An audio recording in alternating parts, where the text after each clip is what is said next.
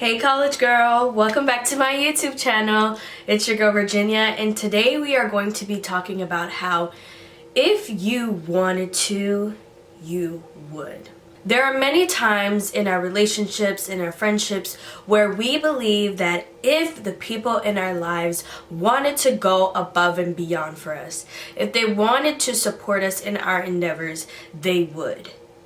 There is no plan, there is no trip, there is no job that would hold them back from sending that good morning text, from sending that check-in text, from supporting you at your talent show, at your performance, at your pitch, right? And as much as we put those expectations on others to show up for us, that expectation applies to ourselves. If they wanted to, they would. Then if you wanted to, then why didn't you do so? If you wanted to apply for that scholarship, why didn't you? Your excuse can't be that there were already too many applicants, because we already know what is for you will show up for you. So it doesn't matter if it's 50, 1,000, or 1,050 applicants. If the scholarship or the application of that program was for you, then you'd be selected, right? If we keep saying that we deserve to be in these spaces, that we deserve that promotion, that we deserve this job, but we're not going after it, then why would it be for you? You must not want it that bad. In our level up season, we have to be so real with ourselves that we are making excuses. It is okay to complain. It is okay that this journey is difficult. It is okay that things feel uneasy, and that is because we don't know the unknown. And the unknown is the unknown for a reason, right? We're not supposed to know it, but we have permission to believe it, and we have the free will to go after it. There can't be this excuse that, oh, this got canceled, and this just didn't work out, and this just wasn't the space for me, and it's an excuse. And show up even when it's hard, and show up even when we are not in the mood. Look, we don't realize it, but we're sick because our mind takes us to our sickness. You never had that headache in the first place. You never had that stomach ache in the first place. But because you thought about how it wouldn't work out so much, because of your lack of confidence and your limiting beliefs, things don't work out. I can't tell you what success looks like on you. Only you know that. Your mom can't do it, your dad can't do it, your bestie can't do it. We can't tell you what success looks like on you. Only you can determine what your success looks like on you. We see so many celebrities with the lifestyle that we would like to have, with luxury and materials and taking trips and owning jets and owning buildings, building schools. And those achievements only came into fruition because they saw it in their mind. They said, okay, clock it.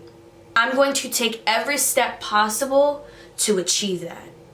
And you know, another interesting thing that we do is when we network and we meet people who are successful, sometimes we abuse it. Sometimes we speak to them with the intention of getting something out of it, something materialistic, something handed to us. And 9 times out of 10, you're meant to meet and network with these people not for a handout, for a sense of guidance.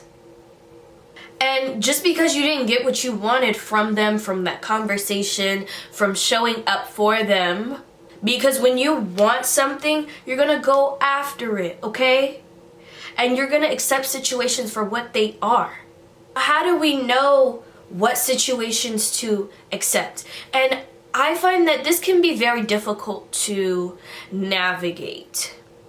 But one thing I know is for certain, when you feel in your gut and in your soul that you are meant for greatness, there is not a person, place, or thing that can take that away from you. It is okay that you didn't win, but it's not okay that you looked at yourself as a loser.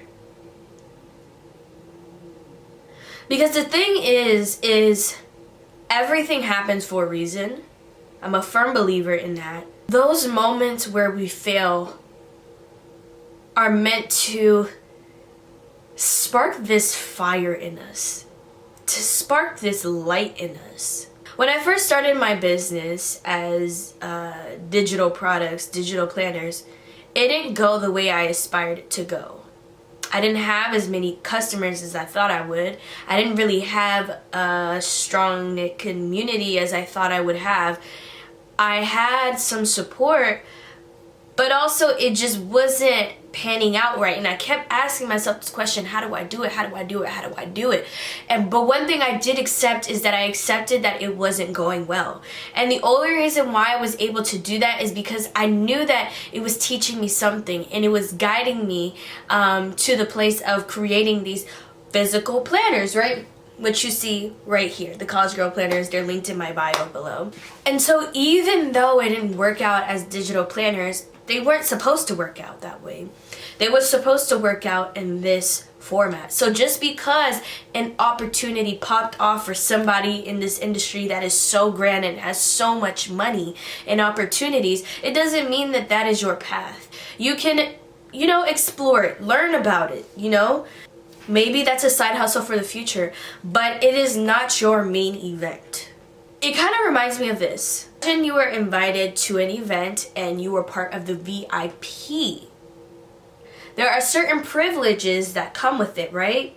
You were invited, which means that you have access. You have purpose in this section. You have permissions in this section, right? And so when God calls you to a party, you need to understand your role in that party. When you apply for a job, you apply for one role, right? If you're just a clerk, you're not the chief and commander. So they're not going to pay you chief and commander and clerk salary. They're just going to pay you clerk salary. So a part of knowing that when you want something, you go after it, you have to know what role you are going after, and it cannot be scattered. You have to end up in a space where you know what you want. When you feel in your gut and in your soul that you are meant for greatness, there is not a person, place, or thing that can take that away from you. Let's not be blind to the good things that we have and the good things that are around us, and how can we use that to our advantage with a good heart. And so when you get what you want, because you prayed for it, because you worked towards it, because you earned it, do not self-sabotage. And sometimes we don't get the things that we want, no matter how hard, no matter how well we do at a certain stage of our lives, because we're not ready for it then. Imagine if you got the $10,000 in your bank account. What are you going to do with it? Be real. You know you're going to take that trip to Cancun when you could have invested it into a business, when you could have invested it into stocks.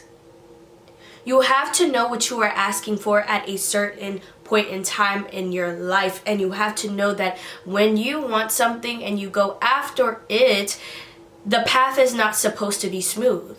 You ask for a big purpose, so why would you expect an easy path?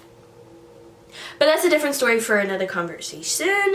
We just have to understand the timeline of what we want, when we want it, and the packaging of how it's supposed to come to us.